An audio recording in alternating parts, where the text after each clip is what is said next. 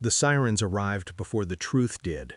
Red and blue cut across the polished hood of the Camaro like it was already bleeding. I stood with my hands open, palms forward, the way you do when you have nothing to hide and everything to lose. The air smelled like burned rubber and cologne.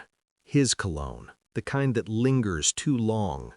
My wife's uncle stood 10 steps back, phone pressed to his ear, voice loud enough for me to hear every word he wanted on record. CEO voice, calm, controlled, a man used to rooms going quiet when he speaks. His son pointed at me. That finger felt heavier than a gun. He was drunk, the kid said. Early 20s, clean jacket, eyes already rehearsed. He swerved, tried to kill me. I didn't look at him. I watched the officer's eyes, the small movements, the assessment. I counted breaths, 4 in, 4 out. The Camaro's front end was crumpled like a confession nobody planned to make. $80,000 of ego bent around a lie. The officer asked me if I'd been drinking.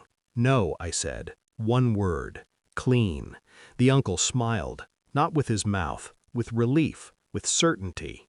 This was supposed to be easy. Family weight, money weight, the kind that presses outcomes into place. The officer nodded, turned, and walked back to his cruiser.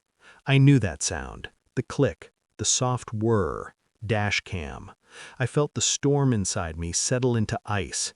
This didn't start tonight. It never does. It started weeks ago, with looks that lasted a second too long, with conversations that stopped when I entered the room, with my wife learning new silences, the kind that aren't empty, the kind that are packed tight with decisions already made. Her uncle had been circling for months, business advice, family dinners, his son suddenly everywhere, laughing too loud, touching my wife's arm like it was an accident that kept happening. I told myself it was nothing. That's what betrayal feeds on, the benefit of the doubt. Then came the car. The Camaro was a symbol he paraded, success, power, the proof that he owned outcomes. He let his son drive it like a crown, like a threat.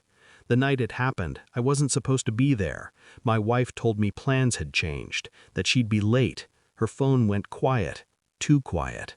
I drove to clear my head, ended up near the office, saw the Camaro peel out of the garage like it was running from something.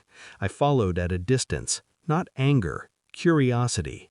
The crash was quick, a sudden brake, a swerve, metal folding like paper.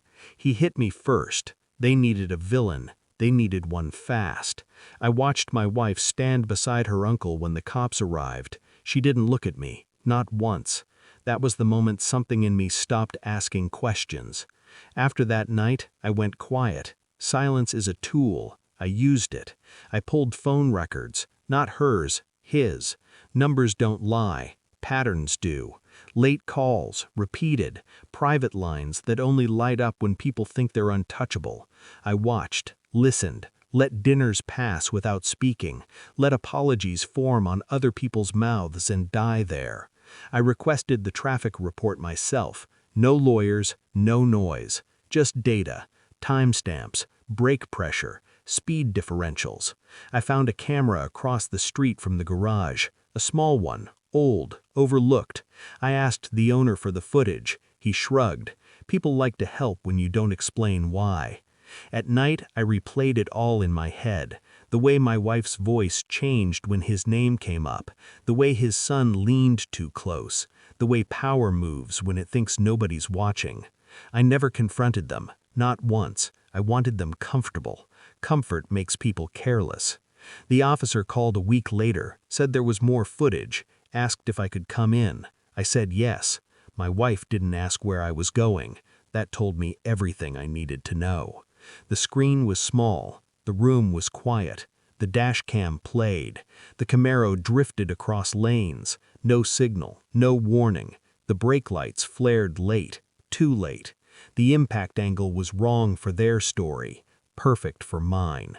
Then the audio, the son's voice, laughing, slurred but confident. Relax, he'll move. He didn't. The officer paused the video, looked at me, looked back at the screen. I nodded once. That was enough. Later that night, I placed my phone on the table between me and my wife, played the clip, let the room fill with his voice. She didn't cry. She didn't deny it. She went still. Why? I asked. I already knew. She looked past me, toward the future she thought she'd bought. He said he'd take care of us. I picked up the phone, stopped the video, slid it back into my pocket. I know, I said. The charges came fast. False report, reckless endangerment, insurance fraud, the kind of words that don't care how much money you have. At the station, the uncle finally looked at me. Really looked.